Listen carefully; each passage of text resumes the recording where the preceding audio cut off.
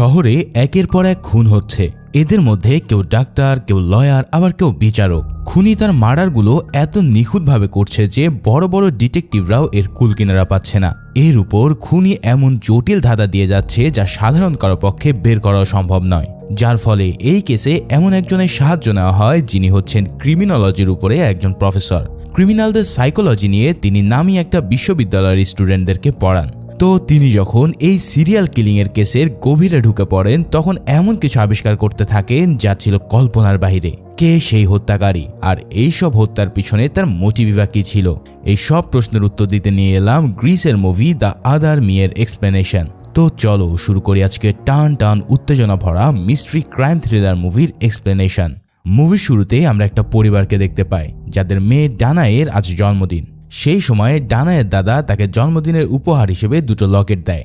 একটা লকেট ডানায়ের গলায় পরিয়ে দিয়ে অন্য আর একটা তার হাতে দিয়ে বলে যে এটা তুমি সেই মানুষটাকে দেবে যাকে তুমি খুব বেশি ভালোবাসো এবং তোমার জীবনের সাথী বানাতে চাও। এরপরেই ডানায়ের পরিবার ডানায়ের এই জন্মদিনকে সেলিব্রেট করতে থাকে। পরের দৃশ্যে আমরা দেখতে পাই ডানায়াকে, যে এখন অনেক বড় হয়ে গেছে। সে তার বেস্ট ফ্রেন্ড ক্লেওর জন্মদিন উদযাপন করতে একটা বারে আসে। সেই পার্টিতে ক্লেওর সাথে তার বয়ফ্রেন্ড মেন্থোস এবং মেন্থোসের একজন বন্ধু উপস্থিত ছিল। পার্টি শেষে ক্লেও এবং মেন্থোস বাইক নিয়ে একটা রাইডে বের হয়। কিছুক্ষণ পর মেন্থোস রাস্তার এক পাশে বাইক থামিয়ে ক্লেওকে প্রপোজ করে দেয়। এতে ক্লেও খুব সারপ্রাইজ হয় এবং তার প্রপোজ অ্যাকসেপ্ট করে। তবে এরই মাঝখানে হঠাৎ একটা গাড়ি এসে ধাক্কা দিয়ে তাদের দুজনকে নিমিষেই শেষ করে দেয়, যার ফলে এই দুর্ঘটনায় তারা দুজনেই ঘটনাস্থলেই মারা পড়ে। এর পরের দৃশ্যে আমরা প্রফেসর দিমিত্রিকে দেখতে পাই, যে তার শিক্ষার্থীদেরকে ক্রিমিনোলজি বিষয়ে লেকচার দিচ্ছিল। পড়ানো শেষ হলে আমরা ক্লাসরুমে একজন বয়স্ক লোক চ্যান্সেলরকে দেখতে পাই, যিনি আগে থেকেই সেখানে বসে দিমিত্রির লেকচার শুনছিলেন। সেই ব্যক্তি দিমিত্রিকে বলে, তোমার কথাগুলো আমি যতবারই শুনি ততবারই আমার খুব ভালো লাগে। তোমাকে আমার প্রতিষ্ঠানের একজন প্রফেসর হিসেবে নিয়োগ দিয়ে আমি একদম সঠিক কাজ করেছি। দিমিত্রিও তাকে ধন্যবাদ জানায় তার প্রতিষ্ঠানে পড়ানোর সুযোগ করে দেওয়ার জন্য। এরপর চ্যান্সেলর দিমিত্রিকে নতুন বছরের শুভেচ্ছা জানায় এবং জানতে চায় তুমি তোমার নিউ ইয়ার পার্টি কোথায় পালন করবে। জবাবে দিমিত্রি বলে, আমি আমার নিউ ইয়র্ক পার্টিটা আমার বাবার সাথে পালন করব।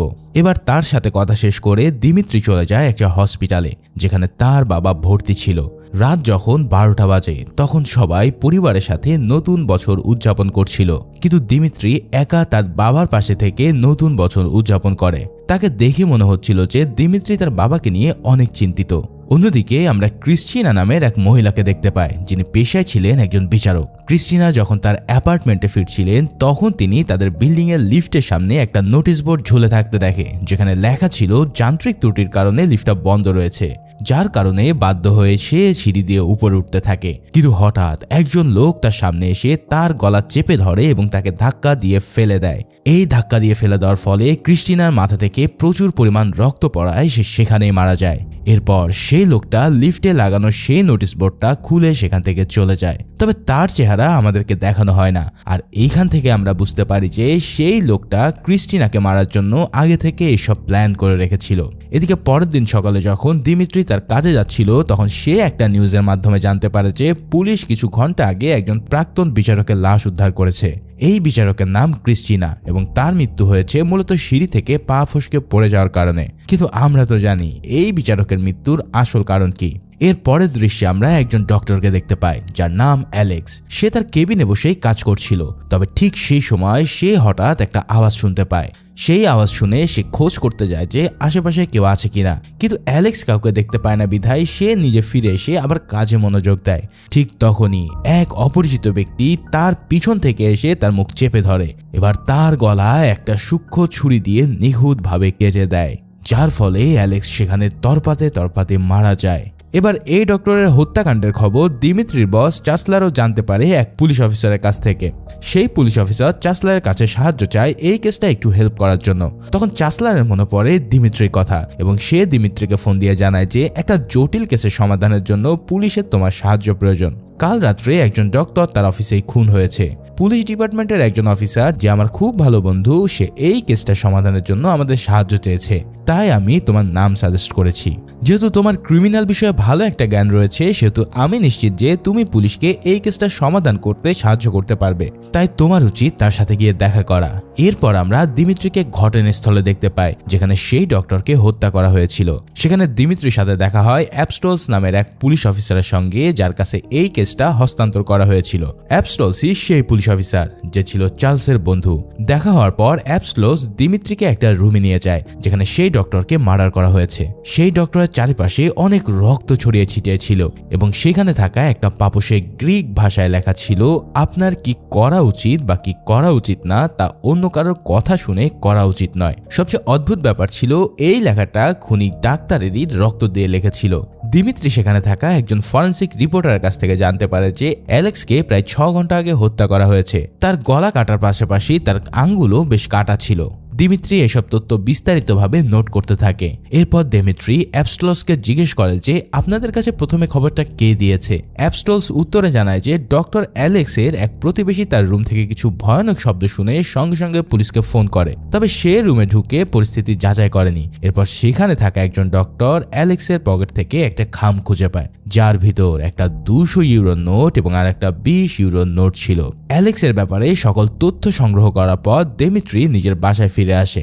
বাসায় এসে সে অনলাইনে এই ডক্টরের ব্যাপারে বেশ কিছু তথ্য বের করার চেষ্টা করে, কিন্তু অনলাইনে সে অ্যালেক্সের বিষয়ে তেমন কোনো গুরুত্বপূর্ণ তথ্যই খুঁজে পায় না। এবার পরের দিন দিমিত্রি অ্যাপস্টোলসের সাথে দেখা করে এবং বলতে থাকে, এই নৃশংসতার ধরন দেখে আমার মনে হচ্ছে যে এটা কোনো প্রতিশোধমূলক হত্যাকাণ্ড নয়। তাছাড়া অ্যালেক্সের পকেটে পাওয়া 220 ইউরো নোটগুলোর উপরে কোনো রক্তের চিহ্ন পাওয়া যায়নি, কিন্তু আমরা অ্যালেক্সের পুরো শরীরে রক্ত মাখা দেখতে পেয়েছিলাম। এর মানে খুনি হত্যাকাণ্ডের পরেই এই নোটগুলো তার পকেটে রেখে গিয়েছিল। অ্যাপস্টোলস তখন বলে, আমরা ইতিমধ্যে সেই ডক্টরের বিরুদ্ধে একটা কেস ফাইল খুলেছি, তবে তার সম্পর্কে তেমন কোনো গুরুত্বপূর্ণ তথ্য আমরা এখনো খুঁজে পাইনি। এটা শুনে দিমিত্রি অ্যাপস্টোলসের কাছ থেকে সেই কেসের ফাইলটা চায়। অ্যাপস্টোলসও তাকে সেই কেসের ফাইলটা দিয়ে দেয় এবং এরপর দিমিত্রি চলে যায় সেই হসপিটালে যেখানে তার বাবাকে ভর্তি করে রাখা হয়েছে।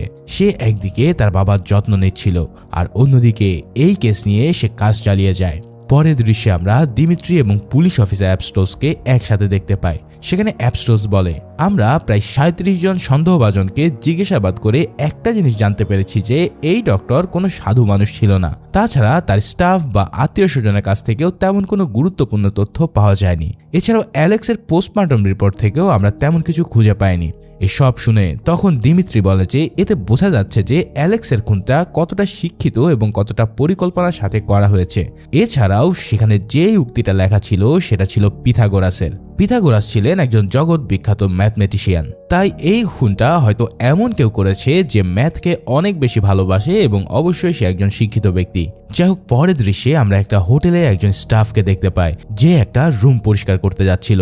রুমে প্রবেশ করতে সে দেখে বিছানার উপর একজন লোক মৃত অবস্থায় পড়ে আছে। সেই বিছানার উপরেও গ্রিক ভাষায় কিছু লেখা ছিল। পরের দিন সকালে পুলিশ অফিসার দিমিত্রিকে ফোন করে পুরো ঘটনা বলে এবং দ্রুত সেই রুমে আসতে বলে।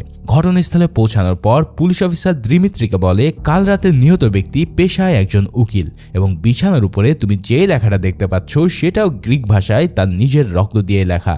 এছাড়াও তার জিহ্বাটা কেটে ফেলা হয়েছে। এগুলো শুনে দিমিত্রি বলে, তাহলে তো এই খুনটাও সেই একই খুনি করেছে। জবাবে পুলিশ জানায় এটা হয়তো একটা কাকতালীয় ঘটনা হতে পারে যে উভয় ক্ষেত্রেই আমরা গ্রিক ভাষার লেখা দেখছি। তখন দিমিত্রি বলে, শুধুমাত্র এটাই এখানকার একমাত্র কারণ নয়, এক কাজ করুন, আপনার রুমের নাম্বারটা গিয়ে দেখুন। পুলিশ যখন এই রুমের নাম্বারটা দেখতে যায় তখন সেটা দেখতে পায় রুম নাম্বার 220, যা আগের কেসের সঙ্গেও মিলে যাচ্ছে।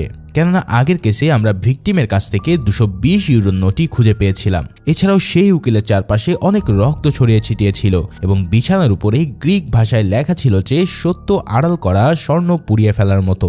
এরপর দিমিত্রি হোটেলের ম্যানেজারের সঙ্গে কথা বললে সে জানায় যে যখন সেই উকিল আমাদের হোটেলে এসেছিলেন তিনি ছিলেন সম্পূর্ণ একা।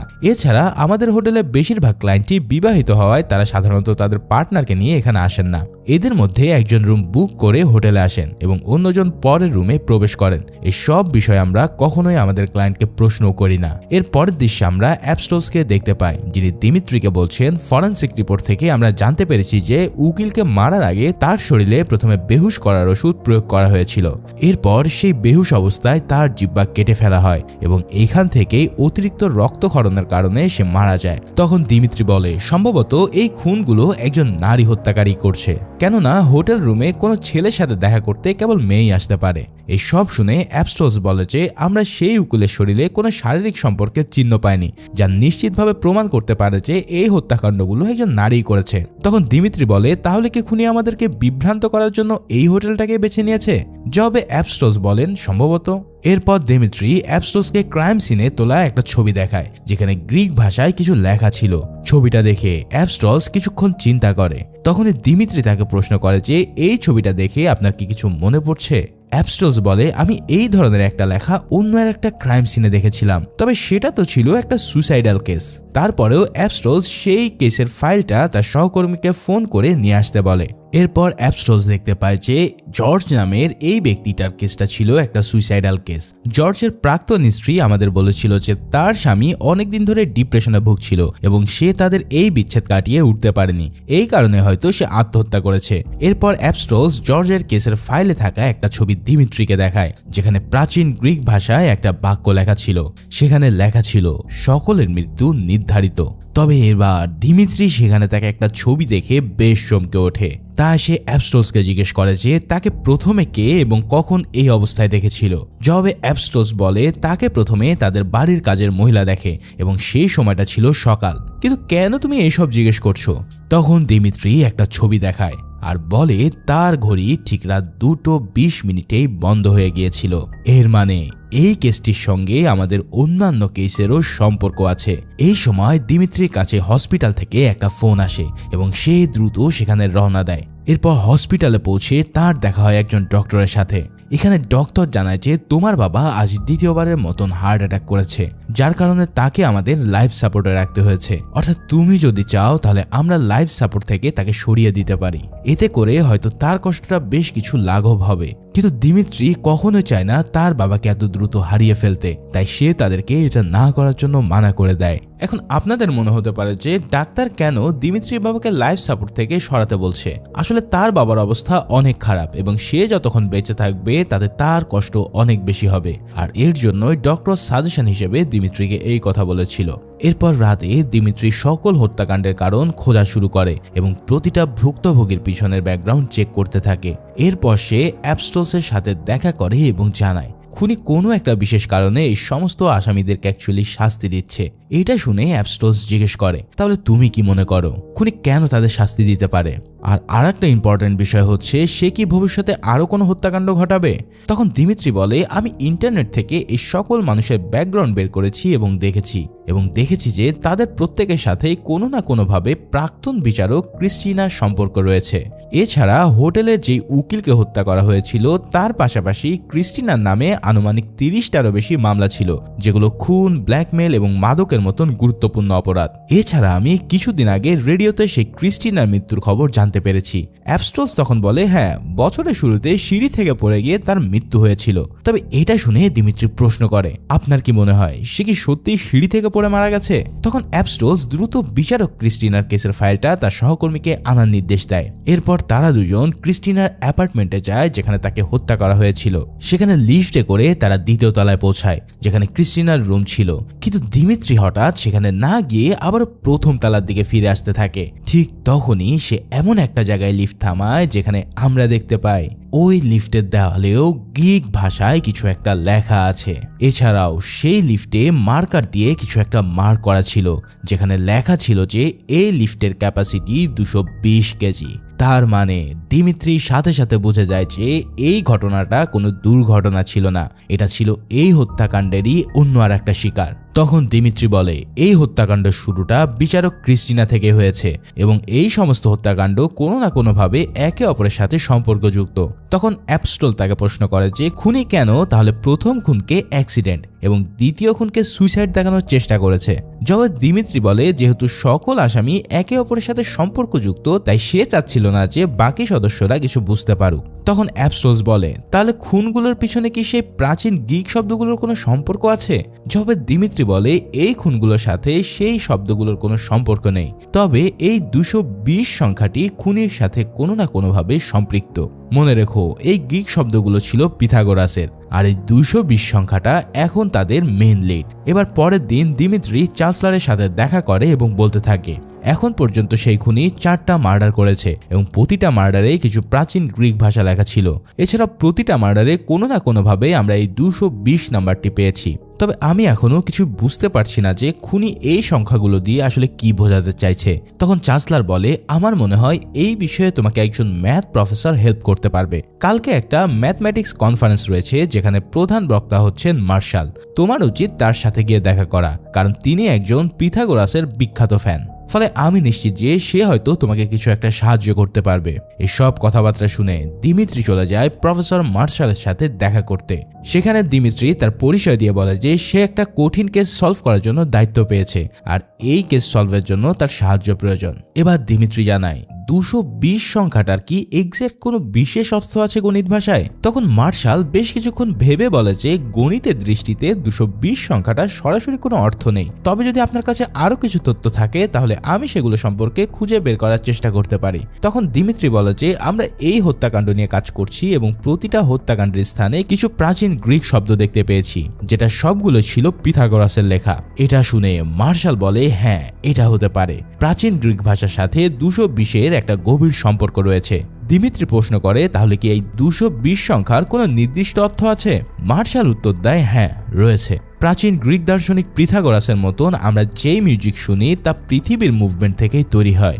এই ধারণার উপরে ভিত্তি করে তারা কিছু সংখ্যার বিশেষ অর্থ নির্ধারণ করেছিল, যেমন 220 এবং 284। এই দুটো সংখ্যাকে তারা বন্ধু সংখ্যা বলতো, কারণ 284-র সমস্ত ভাজ্যকে যোগ করলে 220 সংখ্যাটি পাওয়া যায়। আর একইভাবে 220 এবং 284 নাম্বার একে অপরের অনেক ভালো বন্ধু। প্রফেসরের মুখ থেকে সব কথা শুনে দিমিত্রি তাকে ধন্যবাদ জানায় তার কাজের সাহায্যের জন্য। অন্যদিকে আমরা অ্যাপস্টসকে জর্জ নামের সেই ভুক্তভোগীর বাবার সাথে দেখা করতে দেখি। লোকটা বলতে থাকে আমার ছেলে খুব ভালো ছিল, কিন্তু সে সবসময় খারাপ লোকদের পক্ষে মামলা লড়ত। তবে একটা দুর্ঘটনার পর সে আর কখনোই আমার সাথে যোগাযোগ করেনি। তখন অ্যাপস্টস জিজ্ঞেস করে কোন দুর্ঘটনা? এটার পরেই দৃশ্য পরিবর্তন হয়ে আমরা অ্যাপস্টসকে দিমিত্রির বাড়িতে দেখতে পাই। সেখানে অ্যাপস্টস দিমিত্রিকে বলতে থাকে আমি বুঝে গেছি যে এই হত্যাকাণ্ডের আসল রহস্য কি। ঘটনাটি 2007 সালের। ক্লিও ও ম্যান্থোস নামের এক দম্পতি বার থেকে বের হয়ে কোথাও যাচ্ছিল। সেই সময় তারা রাস্তার পাশে দাঁড়িয়ে কিছুটা সময় কাটায়। ঠিক তখনই দ্রুত গতির একটা গাড়ি এসে তাদের ধাক্কা দিয়ে চলে যায়। গাড়িটা চালাচ্ছিল টনি নামের এক যুবক, যে ছিল এক প্রভাবশালী ব্যক্তির ছেলে। তবে টনি দাবি করেছিল যে সেই মোটরসাইকেল চালক তার গার্লফ্রেন্ডকে নিয়ে বেপরোয়াভাবে গাড়ি চালাচ্ছিল। এক সময় সে বাইকটা টনির গাড়ির সামনে চলে আসে, যার ফলে এই দুর্ঘটনা ঘটে যায়। অ্যাপস্টস আরো বলে যে টনির হয়ে এই মামলা লড়েছিল আর্গিউই, যার লাশ আমরা হোটেলে পেয়েছি। সেই মামলার বিচারক ছিল ক্রিস্টিনা, যার মৃত্যুকে আমরা প্রথমে সুইসাইড ভেবেছিলাম, এবং এই কেসের মেডিকেল রিপোর্ট তৈরি করেছিল অ্যালেক্স নামের সেই ডাক্তার, যে মিথ্যাভাবে প্রমাণ করেছিল যে টনি ড্রাইভিং অবস্থায় নেশাগ্রস্ত ছিল না। সেই সময়টায় টনির সাথে তার বন্ধু জর্জ ছিল। জর্জ কোর্টে সাক্ষী দিয়েছিল যে টনি পুরোপুরি নির্দোষ এবং সম্পূর্ণ দোষটা ছিল ওই মোটরসাইকেল আরোহীর, যার ফলে কোনো প্রমাণ না থাকায় কোর্ট টনিকে নির্দোষ ঘোষণা করে এবং জামিন দিয়ে দেয়। এসব কথা শুনে দিমিত্রি এবার প্রশ্ন করে যে তাহলে সেই মোটরসাইকেলে থাকা দম্পতিদের লাস্ট কি হয়েছিল? তারা কি সেখানে মারা গিয়েছিল? জবাবে অ্যাপস্টস বলে ওই দুর্ঘটনায় ঘটনাস্থলে মেয়েটি মারা যায়, তবে তার বয়ফ্রেন্ড গুরুতরভাবে আহত হয়ে বেঁচেছিল।